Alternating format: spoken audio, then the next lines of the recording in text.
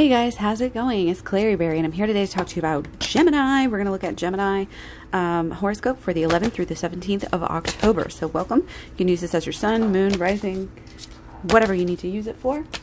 And we're going to look at, again, the 11th through the 17th, this stellium that we have, Mercury, Mars, and the sun is, and Mercury retrograde, of course, is in your 5th house.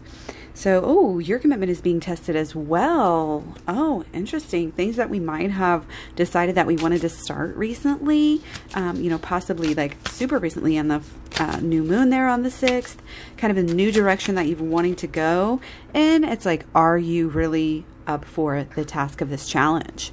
Are you going to show up when it comes to your relationships and the people in your life and having fun? Show up for yourself and allowing yourself to express yourself.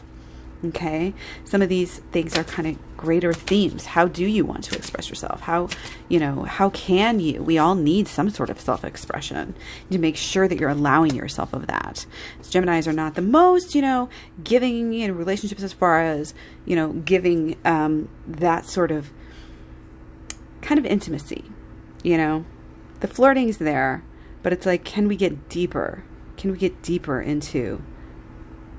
But there's also that childlike energy. So it's not like everything's all serious. It can be some drama popping up.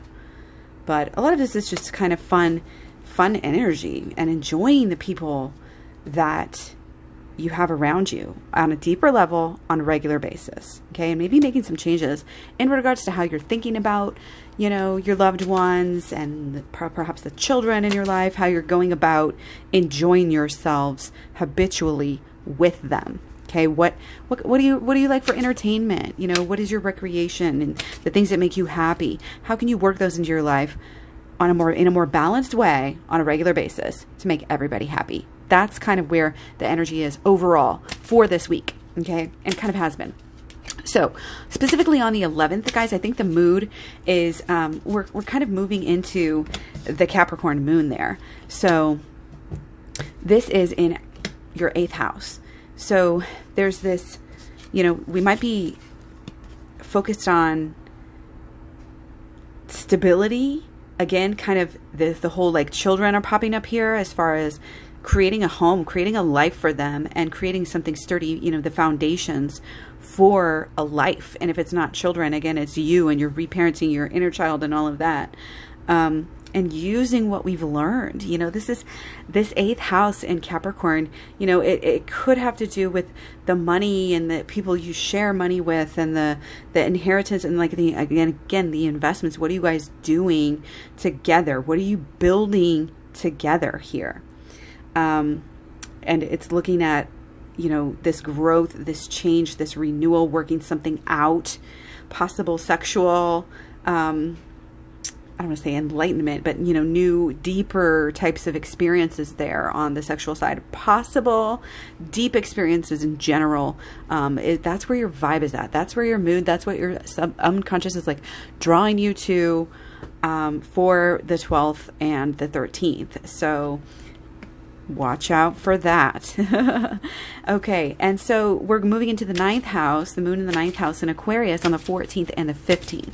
So with that, we're looking at the way that everybody's looking right now at the way, the things that they believe and the things that they want to do and the things that they want to change in the world. That's a definitely underlying theme for kind of almost everyone at this time, right?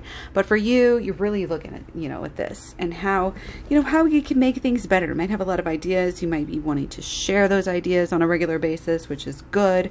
You might be wanting to learn more, just feeling more about worldly matters at this time, getting deeper into learning that you've already been doing is kind of really speaking to that, and again, it's this passion that you just know is right. Like if you don't have that, you need to really clear it out and figure out what that is, because there's a new beginning coming surrounding kind of this new ethical, perhaps spiritual, philosophical transformation. This is part of our Mercury retrograde transformation that we're going through right now, has to do with this. It's not only your train of thought, it's really how we deal with our thoughts on a daily basis. So this could be, wanting to get into the holistic law of attraction, learning higher learning types of things. Again, ethics, learning philosophy, learning things, astrology, spirituality, a lot of witch vibes coming through, fairy vibes, learning, getting into that deeper, not only knowledge, but working something through to the point, learning something deeply enough to where you could explain it to a 5-year-old, to where you're living it every day, to where the knowledge that you've learned and the things that, you're walking the walk and talking the talk here with this whole new lifestyle. You're getting deeper into something here, it looks like. So follow that, whatever your mind, your higher mind is pointing to on the 14th and the 15th, it's going to be good to kind of divulge into, those pondering thoughts and all of that stuff, getting deeper into whatever it is you're interested in on those days. So looking at the 16th and 17th, at the end of the week here, we have the moon in Pisces in your 10th house. Okay. So this is a lot of lay low, stay in the background. We're going to adapt. We're going to just swim along with the situation right now rather than being conspicuous, trying to change things. There's enough changing on its own without kind of fighting things. This should be, good for you in the reputation sense, in the public image. You're going to feel like furthering those things. You're going to feel like, possibly driven and wanting recognition, wanting to change the way that people interact with you and that you communicate with them, the way that people perceive what you're doing, how accomplished you are, or how this has a lot to do with mastery and like what you've learned, what you're sharing, what you're doing. And it's like you really care about how people are perceiving you during this time of change. Okay. So this is kind of keep to those fundamental ethics. Make sure and check yourself. Do the shadow work. Don't harbor grudges. Be willing to roll with the punches and go with the changes. There's some very abrupt changes that might be happening here. Okay, I love the fall vibe, and then like looking ahead into the winter. These big, big, big changes. The bigger picture. So there's a lot of the bigger picture energy coming through. But really,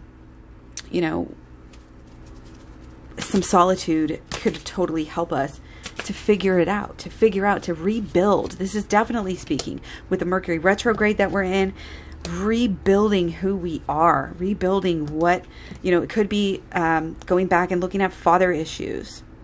How we perceive the old is going to help us change the new.